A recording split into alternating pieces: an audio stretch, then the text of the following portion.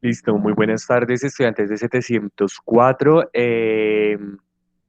Iniciamos entonces nuestra clase virtual referente a la guía del Renacimiento, que es la que vamos a trabajar el día de hoy. La clase va a estar dividida en tres momentos. En un primer momento, pues haré una explicación general del tema. Luego haré una explicación y aclararé dudas frente al desarrollo de la guía. Y finalmente tendremos, como siempre, una actividad o ejercicio online para la calificación respectiva de la participación. Listo, muchachos, igual queda en el Classroom para los estudiantes que no se pueden conectar durante esta tarde a la sesión. Como siempre, entonces, agradezco su atención y colaboración. Vamos a empezar en el chat escribiendo el nombre completo para que quede el registro de la asistencia del día de hoy, por favor, mientras yo empiezo a compartirles la respectiva pantalla.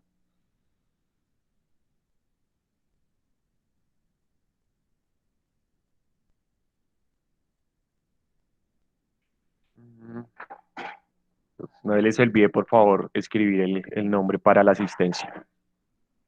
Pestaña acá.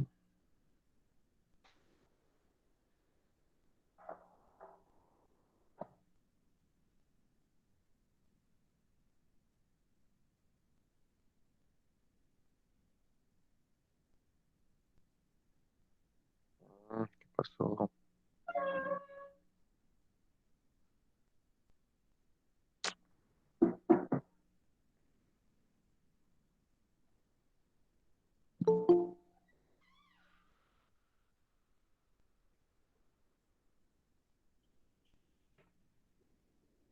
Listo, los estudiantes se acabaron de entrar, por favor, entonces van escribiendo su nombre completo ahí en el chat para tener el registro de la asistencia. Listo. ¿Me corroboran si se está viendo la pantalla?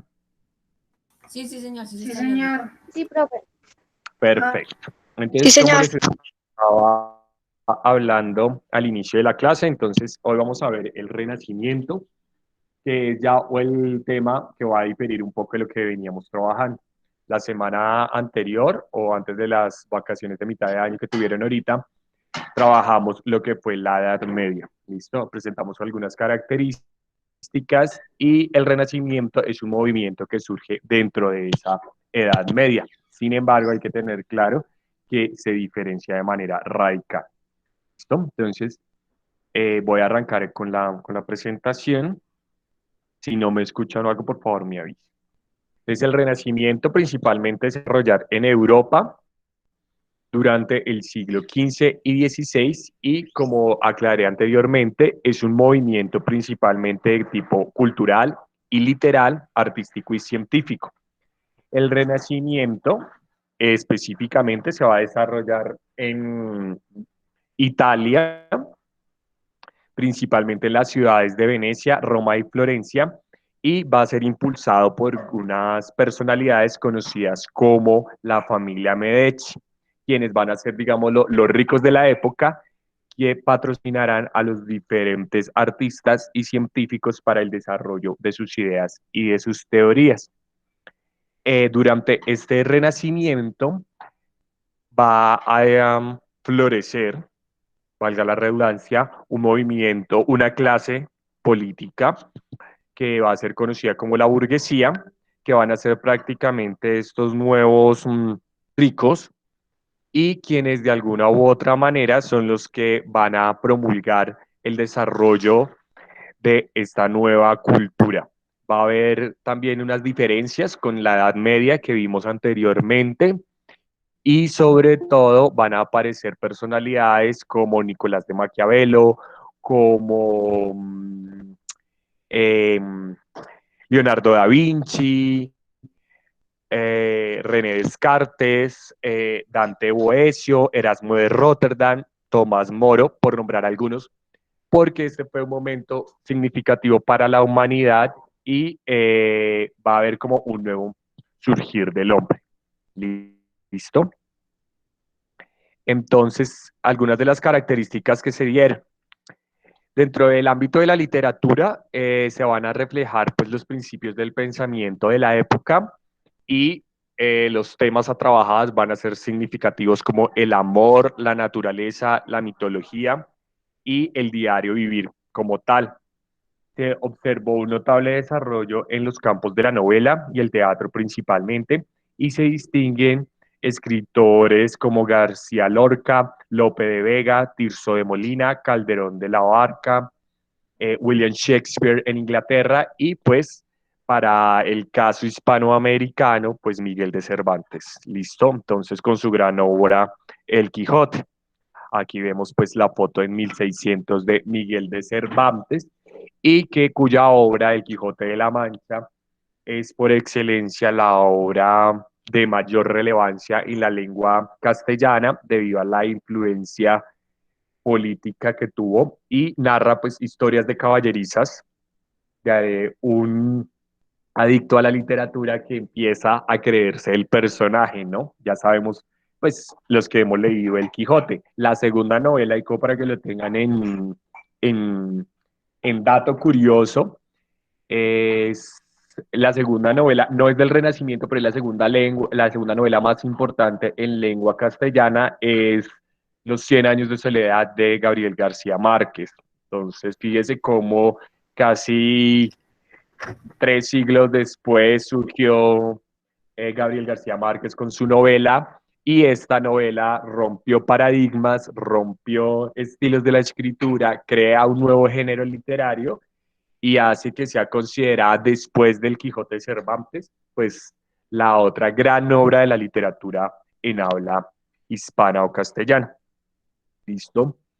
Por otro lado, va a haber un cambio en el ideal político, pues aquí ya no va a haber la relación feudal que vimos anteriormente, donde habían unos siervos y que estos tenían relación de señorío con los señores feudales, a partir, pues ya sabían, de un alquiler de un pedazo de tierra y que estos supuestamente los dejaban vivir a cambio de que de un dinero, de unos impuestos que se pagaban.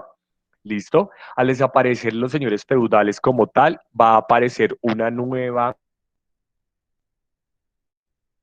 a conocer como la burguesía. La primera familia, pues van a ser los Medici y van a promulgar un desarrollo por las artes humanísticas, sobre todo, y va a quedar un poco en segundo plano el carácter divino y religioso que venía manejando la parte, la parte eclesiástica durante la Edad Media. Y obviamente va a haber un cambio, lastimosamente, frente a las estructuras políticas y ya no va a haber una monarquía absoluta, sino que va a haber es una monarquía centralista y autoritaria. Entonces aquí ya mucho, si antes el rey tenía alguna clase de poder, pero veíamos que ese poder era administrado por las otras autoridades o entidades que manejaban, actualmente, perdón, en esta época del Renacimiento, el rey va a ser el que va a disponer de todas las decisiones que se tomen dentro de repartos políticos, ¿cierto?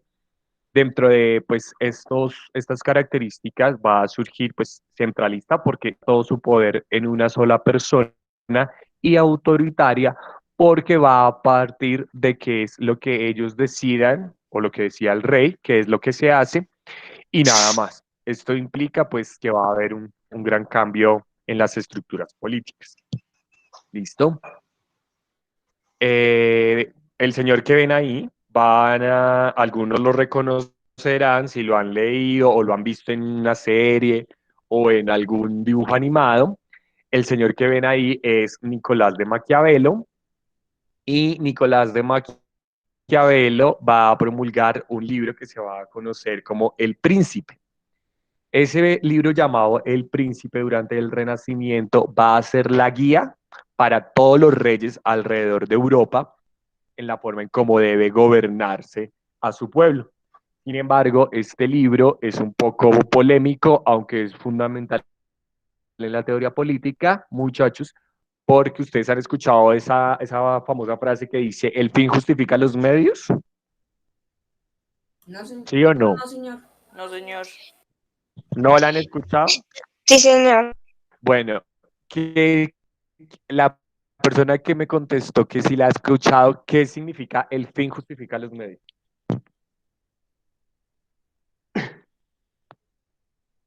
¿Qué creen que significa el fin justifica los medios?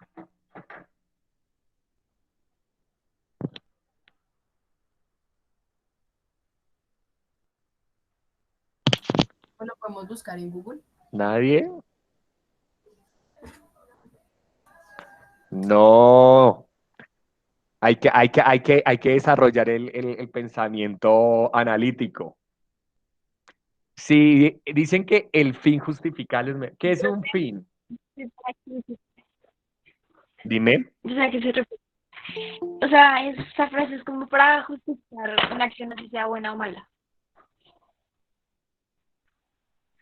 Muy bien, es cuando se va a justificar algún tipo de acción, ¿cierto? El fin, como le dijo Valentina, sería la acción, ya sea buena o sea mala. Y los medios es que no importa, ¿sí? ¿Qué tengamos que hacer para conseguir esa acción o esa meta? ¿Listo? Entonces el señor que ustedes ven ahí fue el que se inventó esa famosa frase. Esa famosa frase va a ser fundamental en la teoría política de esta parte del Renacimiento, porque aquí es cuando van a empezar a darse los primeros procesos de guerra y de conquista por parte de Europa hacia el resto del mundo. Van a iniciar con India, van a empezar con África y finalmente van a llegar a América. ¿Listo?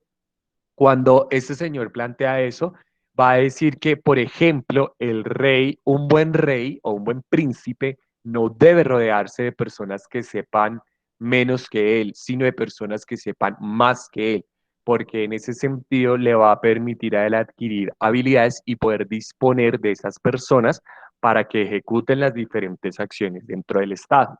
¿Sí ven? Otro de los principios que hablaba Maquiavelo es que al pueblo darles pan y opio.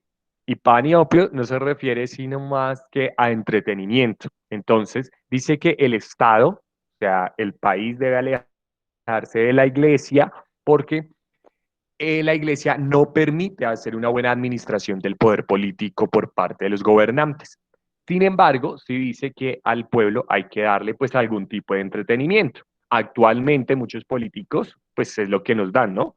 Nos dan simplemente fútbol, nos dan novelas, nos dan reinados de belleza, nos dan realities, todo este tipo de programación o de entretenimiento que hace que el pueblo no se sublime, no se revele, perdón, subleve y logre despertar una conciencia frente a las injusticias que pueda estar comentando un Estado. Entonces, eso se lo inventó ese señor. Y en el Renacimiento, pues, fue parte vital para que la teoría política empezara a arrancar de manera radical. ¿Listo? Luego nos vamos a encontrar con unos cambios, sobre todo a nivel económico. Y entonces el principal concepto que vamos a desarrollar acá es que van a empezar a sentarse las bases de lo que va a ser el capitalismo. Y van a aparecer conceptos como la propiedad privada y la riqueza y el desarrollo industrial. En este renacimiento, esas estructuras económicas y políticas sobre todo, van a llevar a que de alguna u otra manera la riqueza ya no se encuentre en o sea, no se encuentra solo en lo material, muchachos, en lo económico como tal, o sea, la riqueza no es solamente el dinero, sino también en el desarrollo y la transformación intelectual. De ahí que pues se promulgue de manera pues radical una inversión pues en la ciencia sobre todo, ya que la ciencia va a permitir de alguna u otra forma reestructurar el pensamiento de la gente y lograr avances que más adelante vamos a ver, como el desarrollo de la imprenta, ¿sí? Que también se dio en esta época y que va a ser, digamos, uno de los primeros desarrollos tecnológicos en la historia de la humanidad que van a partir la historia. ¿Por qué? Porque pues ya van a empezar a establecerse nuevas rutas comerciales, van a establecerse nuevos criterios para la producción y masificación de productos y la comercialización de los mismos. ¿no? Entonces, fíjese que cuando hay el capitalismo aparece en esta primera parte de manera incipiente como una forma que va a permitir a los países y en especial a estas potencias de Europa encontrar los recursos económicos para luego colonizar y desarrollar su teoría política y social alrededor del mundo. Uno de los primeros países que sufrieron esta parte del capitalismo fueron los portugueses, los españoles y los británicos, quienes también con el desarrollo de las industrias, entonces ya las sociedades dejan de ser agrícolas, es decir, ya no vamos solo a cultivar trigo, a cultivar arroz, a vivir netamente los productos de la tierra, sino que se empieza a hacer un desarrollo de la manufactura. En Francia es muy fuerte el desarrollo de la industria textil, ya que ellos logran canalizar un poco la ruta de la seda y logran tener adquisición a todos estos materiales que venían de Oriente, del Oriente Lejano y Oriente Medio, principalmente pues de la India. ¿Listo? Va a haber una crisis religiosa y esa crisis religiosa es porque ya no van a cambiar las costumbres. Recuerden que esta Edad Media se caracterizó en un inicio porque veníamos de la caída del Imperio Romano con el nacimiento del cristianismo, la figura de Jesús y todo el discurso escolástico y de la iglesia que era oscuro, ¿no? O sea, si usted no creía en Dios, era un hereje. Si usted no iba a misa, era un hereje. Si usted atentaba contra la moral de lo que decía el sacerdote de su pueblo, era un hereje, ¿cierto? Entonces, toda la normatividad social de las personas estaba dada por la iglesia. En el Renacimiento, de ahí también viene el nombre de la época, es un renacer, es un descubrir de ese hombre que sale de esa época oscura medieval y va a haber pues una separación de las iglesias, ¿sí? Entonces se va a romper esa unidad cristiana de la iglesia católica y van a surgir otras ideas de creer, otras ideas de percibir el mundo y no solo a partir pues de la historia contada por la Biblia cristiana. ¿Listo? Dentro de eso, pues va a haber un gran conflicto religioso que se va a conocer como la Gran Reforma Protestante y la Reforma Protestante va a estar liderada por un señor que creo que ahí les va a salir la foto de este señor que se va a llamar Martín Lutero. Y Martín Lutero va a ser el primero en Alemania en promulgar una reforma a la iglesia. Esto tenía que de por sí. O sea, él decía que Dios sí existía, pero que Dios creía y amaba a todas las personas por igual. Es decir, que la Biblia, por ejemplo, que solo la interpretaban en ese momento los sacerdotes, también la debían empezar a interpretar y a leer el ciudadano de a pie, el del común, ¿cierto?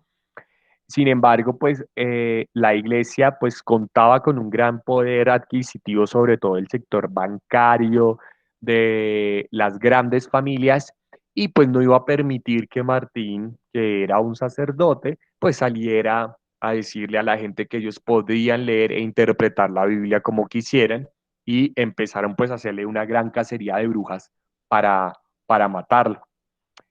Él en el año 1517 promueve algo que se van a llamar las indulgencias y en eso es un texto básicamente donde se consignan como 95 tesis y 96 ideas más o menos,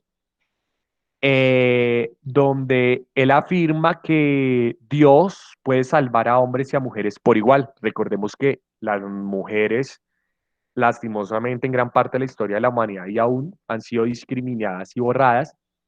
Y él decía que las mujeres también eran unos seres humanos con los mismos derechos y las mismas habilidades de los hombres.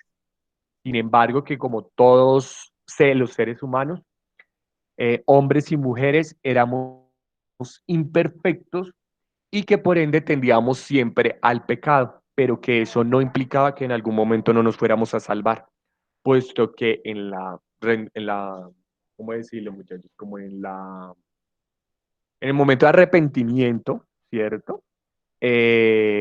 La fe iba a ser crucial y en cuanto usted tenía fe, creía en Dios y promulgaba una abstinencia divina, pues la salvación podría llegar. Sin embargo, esa fe eh, era de manera individual y es lo que sí decía era que cada hombre y cada mujer tenía que responsabilizarse de sus actos para lograr a la búsqueda de su propia salvación. ¿Listo? Para este señor, para Lutero, entonces en esa reforma, fíjese que es muy diferente al discurso que veníamos manejando en la Edad Media. No existen obras buenas ni obras malas. Simplemente existen acciones realizadas por el hombre y cada acción pues trae su consecuencia, independientemente. Para conseguir esa salvación, Lutero niega que tengamos que adorar imágenes religiosas porque él cree que esa esencia de Dios, esa divinidad de los santos, pues está es en concreto en la espiritualidad que desarrolla la persona y no en ir a rezarle a un monumento o en ir a rezarle pues a algún tipo de imagen como tal. ¿Listo? Entonces, digamos, esas fueron como las características principales de esta reforma religiosa. ¿Hasta ahí tienen dudas o preguntas? No, señor. No, señor. No, señor. Bueno, luego entonces viene este nuevo concepto de vida, por ende, entonces ya les había, pues ya más o menos ustedes tienen un poco más de claridad, ¿cierto? O sea, porque es un nuevo concepto, porque ya no vamos a pensar desde la iglesia, sino que se va a partir desde la individualidad y el pensamiento del hombre. El hombre deja ser parte de ese gran rebaño, ¿no? Que todo lo que decía la iglesia era todo lo que hacía y va a empezar a tomar las riendas de su propio destino y de su propio proyecto de vida, a partir, obviamente, de las diferentes ciencias y campos que se van a abrir.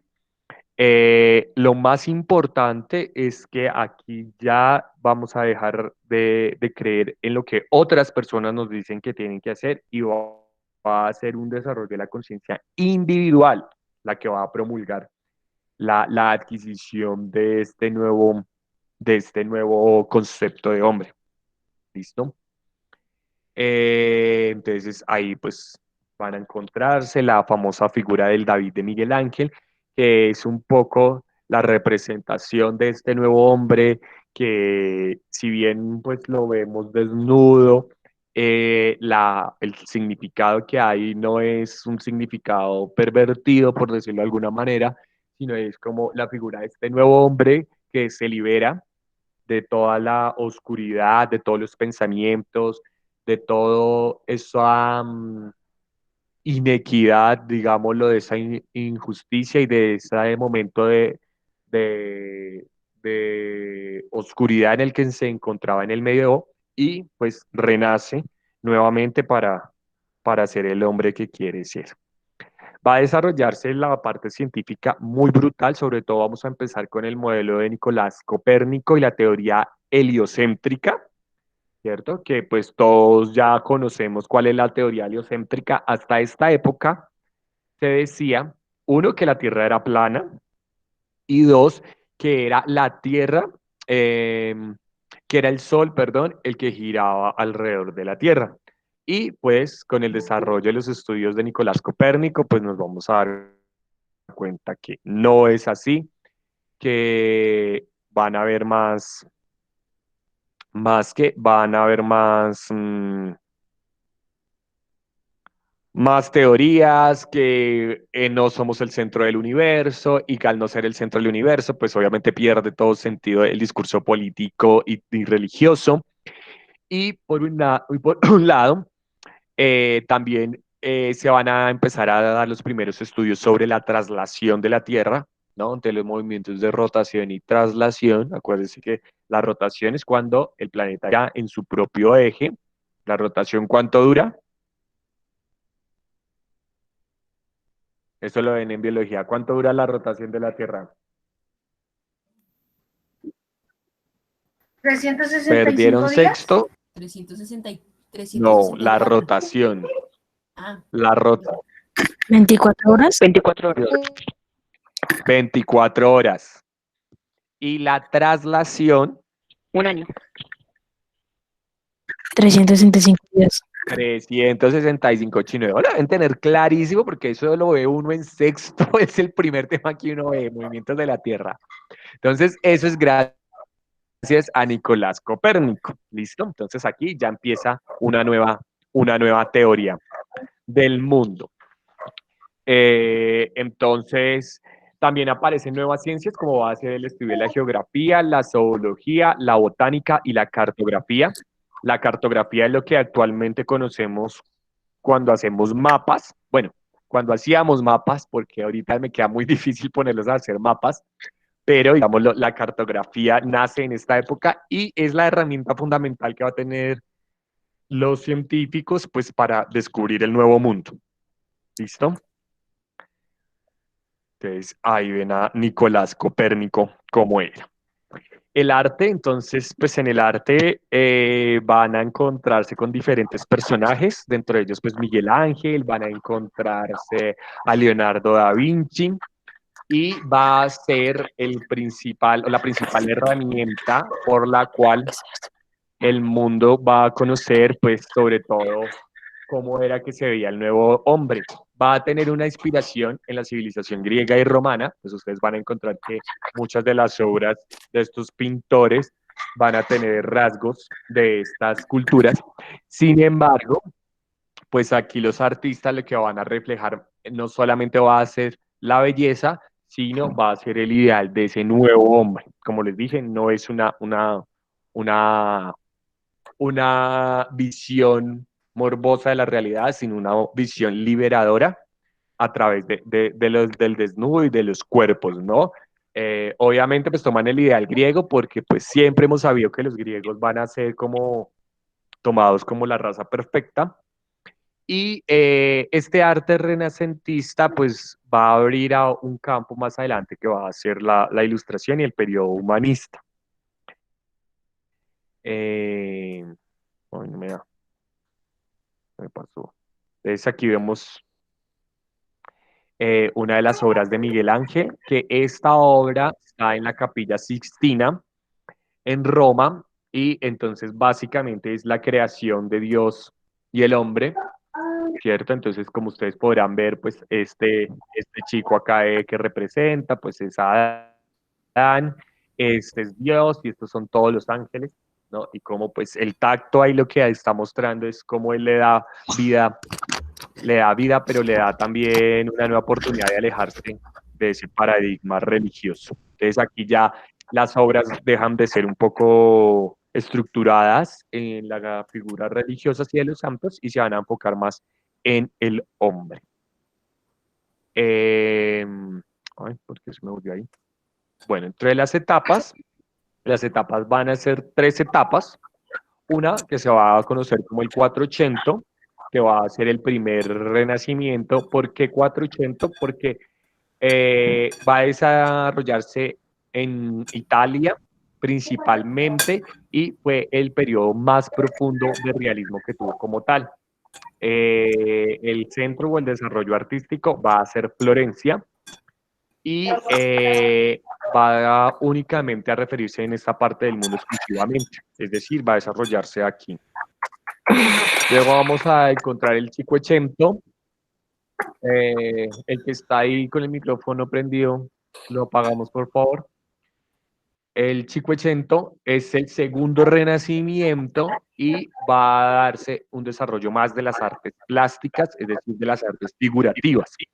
Ya va a haber una expansión mucho más allá de la ciudad de Florencia y va a llegar a adquirir mucha más relevancia, principalmente en Venecia. Algunas de las características del Cinquecento fueron pues un dominio pleno por parte de los artistas en medio de las técnicas que lograron a través de la escultura desarrollar, y las obras de arte ya presentaron mayor contenido y forma, es decir, eran más figurativas y entendibles a la capacidad del hombre. Y finalmente se encuentra una armonía entre lo que es la cultura pagana es decir, aquello que no era religioso, en este caso los desnudos, y el espíritu del cristianismo. Entonces, por eso es que les decía que las obras de arte están como mezcladas, ¿no?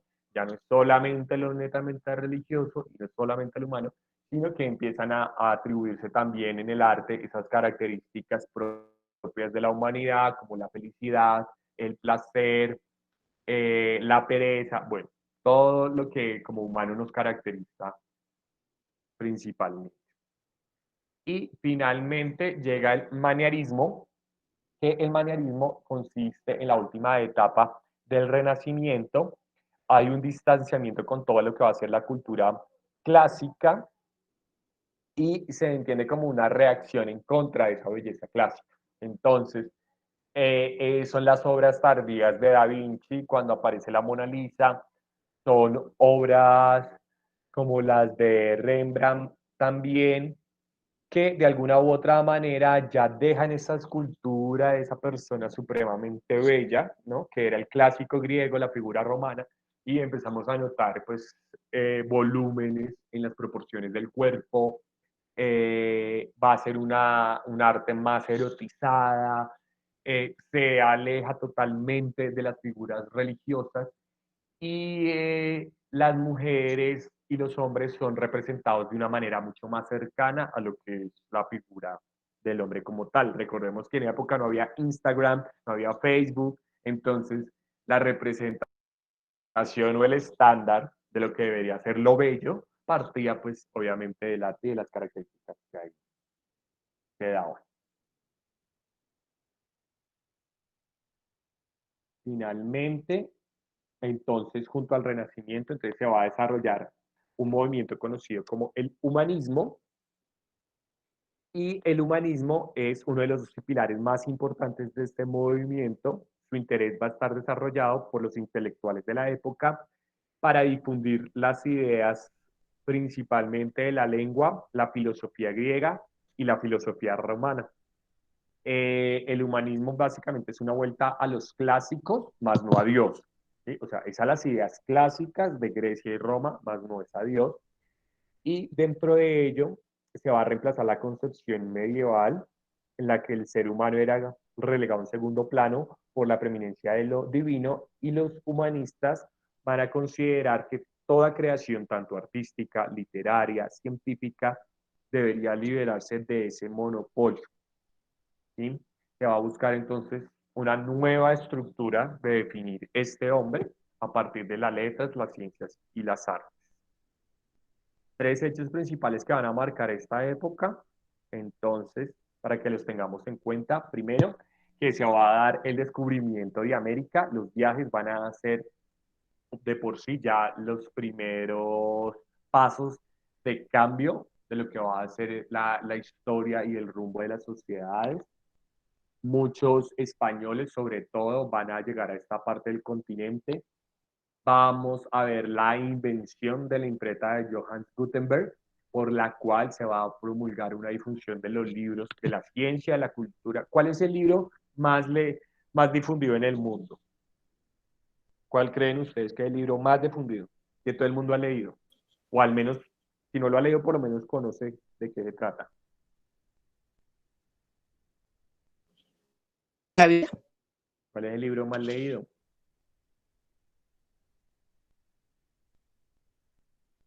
En el favor y aquí en el chat se comportan, si no voy a sacar a todos los que están haciendo ese tipo de comentarios, Angie, Miguel, Edwin, porque yo estoy en clase.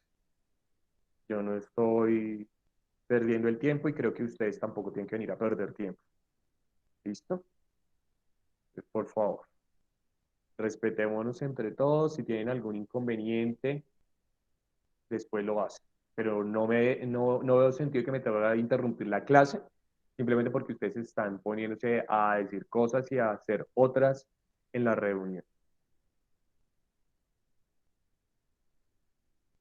Profe, ¿no será el de Don Quijote?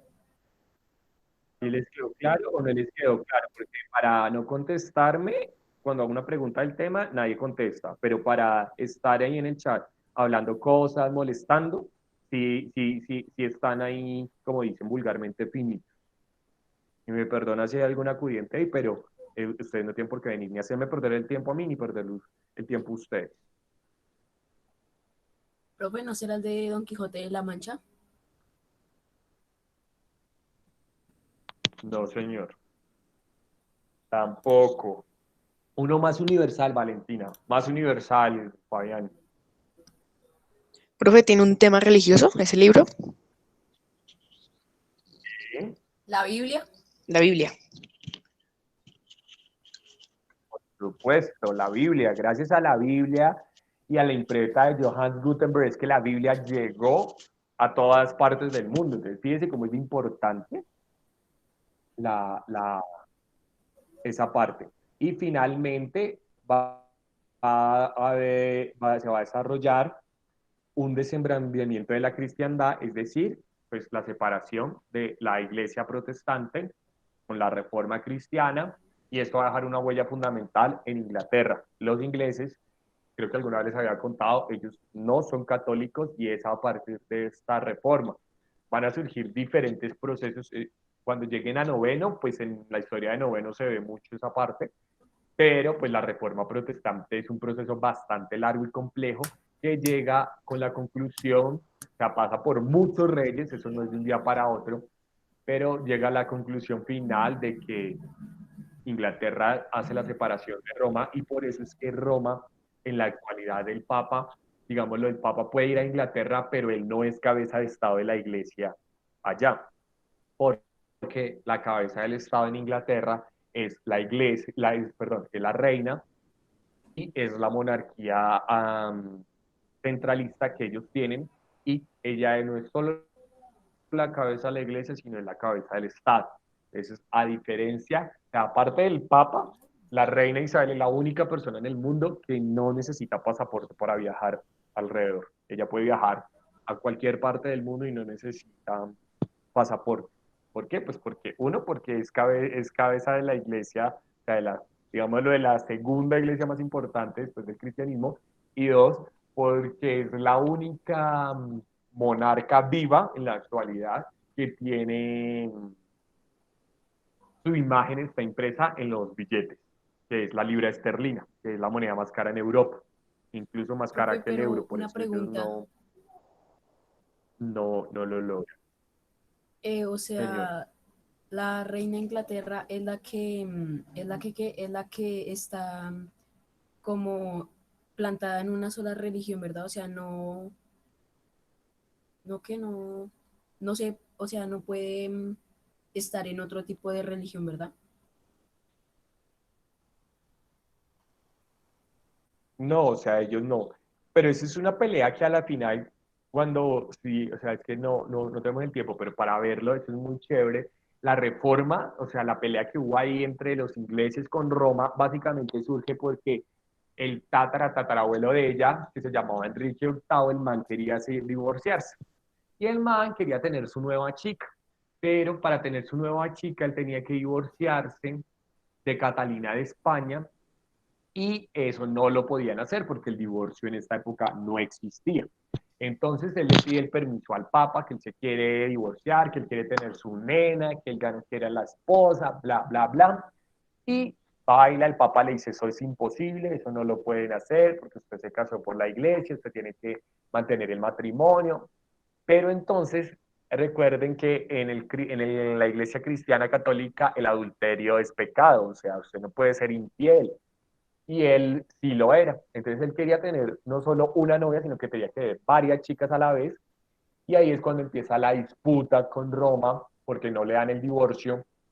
Entonces manda a encerrar a la esposa real, trae a la nueva chica, a la nueva, digámoslo, noviecilla a vivir al palacio.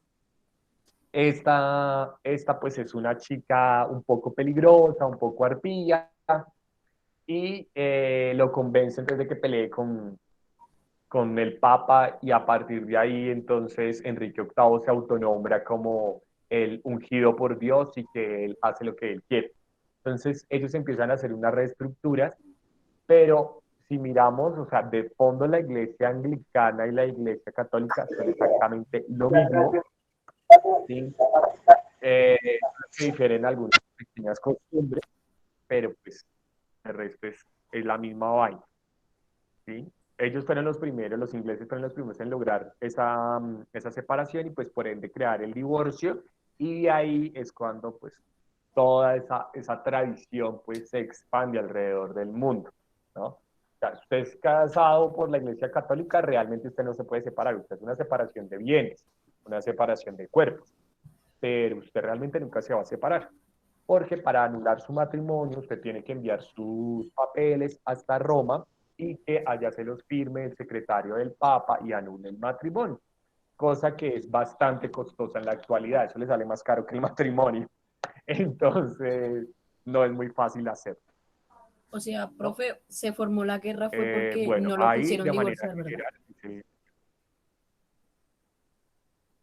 exactamente, él empezó una guerra y también él empieza, por eso es que él empieza a perseguir a Lutero, al que les hablé anteriormente, porque él dice que hombres y mujeres son iguales y pues al él ser el rey, pues él no quiere que una mujer tenga cierta libertad, ¿no? Entonces ahí es un poco. Vamos a ir a la guía como tal, entonces para que lo tengamos en cuenta, la guía es Profe, la guía número... publicada, señora.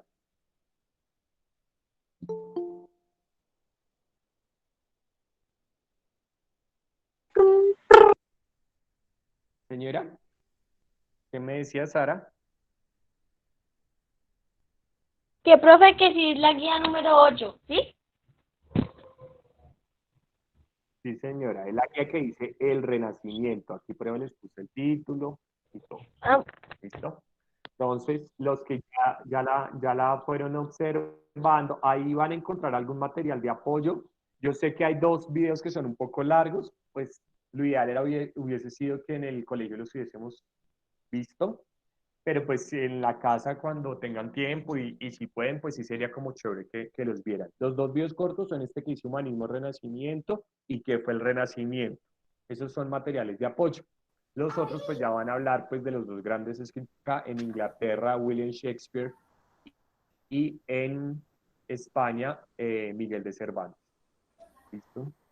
Entonces aquí vamos la guía. Tienen casi un mes para entregarla, entonces por favor háganla bien, no se pongan A las a, carreras. a, a entregar por entregar. ¿Listo? Dentro de la guía van a encontrar diferentes links de apoyo que les van a ir aclarando los temas. Sin embargo, en la guía está todo el tema. Entonces, simplemente es por si no necesitan complementar o hay algo que no les haya quedado claro, ¿vale? Entonces, en el primer tema, ya saben, ustedes tienen que leer el tema y subrayar las ideas principales con rojo, como siempre. Eso ya lo sabemos. Luego vamos a ver qué es humanismo y qué es renacimiento. Entonces se van a presentar las características generales del concepto. Luego van a encontrar algunos de los personajes más importantes del Renacimiento, los que fueron conocidos como los humanistas, y entre ellos también está Cristóbal Colón. Entonces, aquí básicamente esto es lo que empiezan a trabajar. Dice, construye un cuadro comparativo entre el Renacimiento y el humanismo. Cuando es comparativo, es que comparten, en que se asemejan. ¿Listo? Ahí puse hoja anexa, pero lo pueden hacer si quieren en el cuaderno, no hay ningún problema. ¿Listo? Entonces, en el cuadro comparativo van a escribir las semejanzas. ¿En qué se parece el concepto de renacimiento al concepto de humanista? ¿Listo? Luego dice que realice un listado de todos los personajes que aparecen en la guía organizados cronológicamente. O sea, por ¿Listo? años. Entonces, aquí ustedes van a encontrar eh, básicamente dentro de las lecturas van a encontrar unos personajes. Ustedes van a sacar esos nombres y van a empezar a buscar en internet o en la misma guía, van a ubicar de qué año a qué año estaban y los van ubicando en la lista, haciendo una lista cronológica y no más. Luego van a encontrar en el cuarto punto todo lo que van a hacer los científicos de la edad moderna. Dice fíjate bien en la información y etiquetas de cada uno de los científicos y completa los siguientes datos de cada uno de ellos. Ahí ven que hay una ficha que dice nombre, lugar de origen, fecha de nacimiento, estudio, profesión, aporte y ciencia. ¿Qué van a hacer ustedes? Van a coger y empiezan Nicolás Copérnico. Nombre completo, entonces escriben ahí en la guía, Nicolás Copérnico. Lugar de origen, Polonia. Fecha de nacimiento, 1473. Estudio o profesión, de acuerdo a lo que diga el texto ahí, ubican su estudio o profesión. ¿Cuál fue el aporte de Copérnico a la ciencia? Entonces ya sabemos, la teoría o el modelo heliocéntrico. ¿Listo? Luego hacen lo mismo con Galileo Galilei, luego con Newton, luego con Cervantes, y así hasta que hagan todos estos personajes, todos estos, ¿cierto? ¿Sí? O sea, fácil, Luego ¿no? van a contestar. Sí, fácil, por eso les di un mes, para que no haya excusa de que se las estoy pidiendo para allá. O sea, tienen un mes para hacer la guía con calma y bien hecha. Si necesitan imprimir y recortar las imágenes, lo pueden hacer, pero que tengan siempre el orden que aparece ahí. Luego, estas tres preguntas, acá me quedó mal digitada. Pero bueno, esta pregunta que acá aparece es: ¿cuál es la importancia de Nicolás Copérnico y de Galileo Galilei en el campo de la astronomía? Entonces, después de que hacen todo lo de los personajes, arrancan con estas otras tres preguntas. ¿Listo? Luego van a contestar antes de la Edad Media, según la antigüedad, ¿qué forma tenía la Tierra? Luego dice, busca el significado de los conceptos racionalismo y empirismo. ¿Listo? Todas las preguntas las tienen que hacer.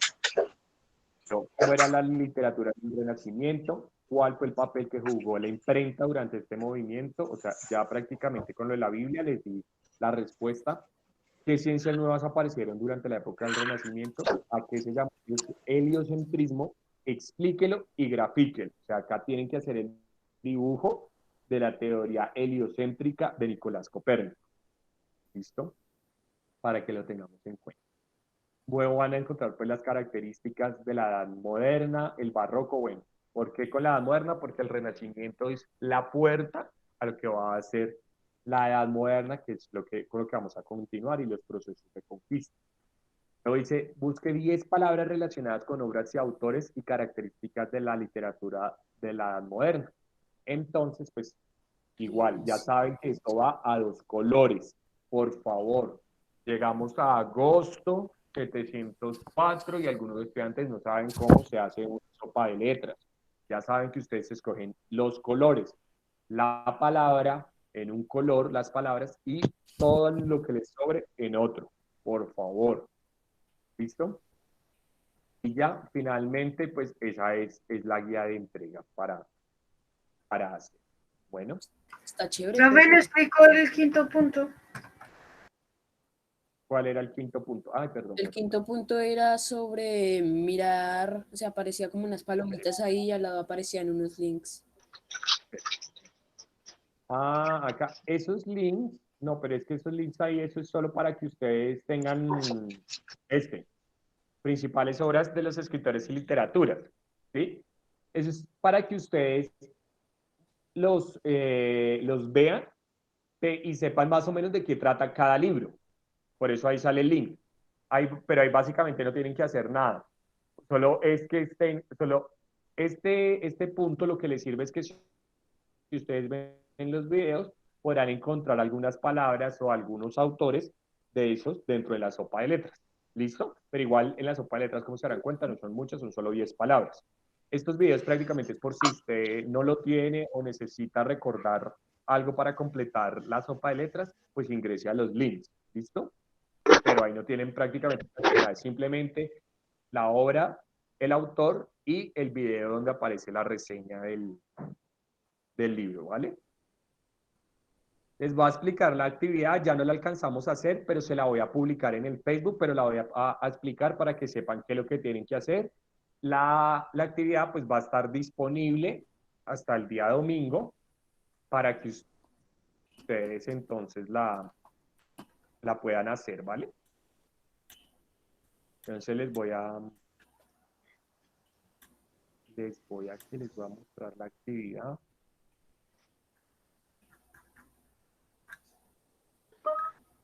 Es una actividad sencilla, pero pues me pareció chévere para que la hagan.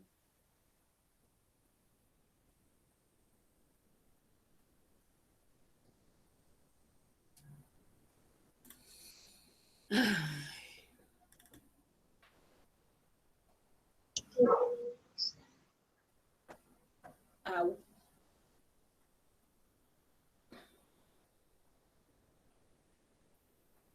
Aquí David ya lo hizo, pero no lo hizo como lo va a explicar. Ahí se lo voy a compartir. Ya por lo que anoche estaba intentando configurarlo, ya ahorita se lo termino de publicar. Y profe, ¿no sería mejor por el Classroom Ahí publicarlo? están viendo la imagen. Sí, ya lo publicó en el Classroom. Sí, sí, señor, ya se está viendo. ¿Sí? Entonces, esto es un Batman, pero el hombre Viturbio. El hombre Viturbio es la imagen de Leonardo da Vinci, donde él dibuja la proporcionalidad del hombre y que él es un hombre que está con varios brazos y varias piernas dentro de ese círculo. ¿Sí? Pero me pareció chévere pues sacar este Batman, uno, porque pues Batman es mi personaje favorito, y dos, porque también están con los principios de las alas que inventó Da Vinci para realizarlo. Ustedes cuando entran al link que les voy a colocar en Google, en el Classroom van a encontrarse este rompecabezas. Entonces, para este rompecabezas van a decirle a 16 piezas. ¿Listo? Porque aquí eso era un ensayo, era una prueba. Le van a decir a 16 piezas, ¿sí? Le ponen piezas grandes y le van a decir jugar. ¿Listo? Cuando les dice jugar, él los manda a esta pantalla que ustedes están viendo. Entonces, ahí ustedes lo empiezan a ver. Si de entrada los manda a esta pantalla, ustedes le dicen acá, cambiar formato, ¿sí ven? Y vuelve, les aparece la configuración que necesitan, ¿vale? Acá siempre le van a dejar este Turn Off Competitive Mode, porque es encendido para que yo sepa quiénes lo hicieron. Cuando ya el de 16 piezas, entonces una vez que lo arman, al final les va a pedir su nombre. Entonces ustedes por favor van a escribir su nombre completo y le dicen continuar. ¿Listo? Y dentro del Classroom, sí, y una vez ya le digan continuar, entonces yo voy a entrar después aquí al juego y voy a empezar a revisar la lista de los que lo hicieron, ¿vale? Entonces ya ahorita en una hora les publico el link, ¿vale? Entonces, si cualquier cosa que no puedan hacer del rompecabezas, pues me comunico. ¿Listo? Pero ¿quedó claro cómo tienen que hacer el rompecabezas? Sí, sí, señor. Señor, Piezas, lo configuran a 16 piezas, grande, y dejan el modo de competencia activo para que al final escriban su nombre y yo después revise quiénes lo hicieron y quiénes no. ¿Listo? Entonces, Profe, perdón, dime. perdón por interrumpir, pero es que si Sí. recuerda el mensaje que yo le di ayer, el profesor subió la guía hoy y pues esa guía es la misma de matemáticas, o sea, dice matemáticas y geometría.